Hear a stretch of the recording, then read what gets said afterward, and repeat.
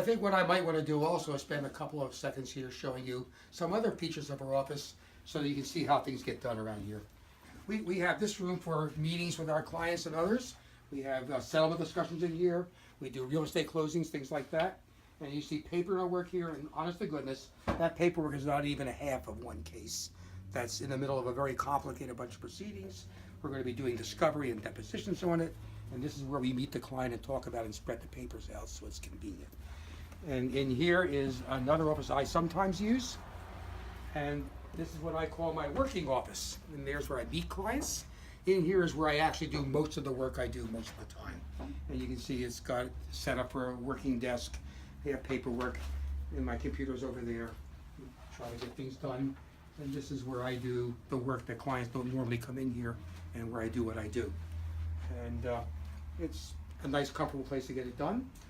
And it looks like what you expect a business office to look like. Out here, however, is something a little bit different. As you came in, you saw the open area for our reception area, and that's what this is right here.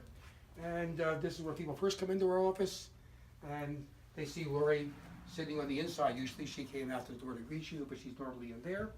And we are always open when we're available to see people, and we do it here. This is a piece I got in the museum one time. It's appropriate of nothing in particular, it just looks very nice.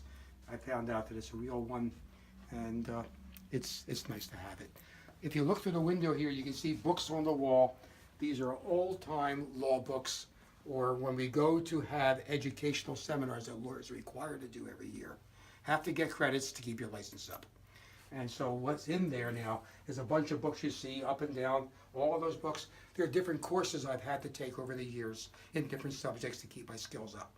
And the court wants to see you do that, and I do that regularly, and I actually make use of them. Those bookcases used to have law books in them, research books, all kinds of stuff.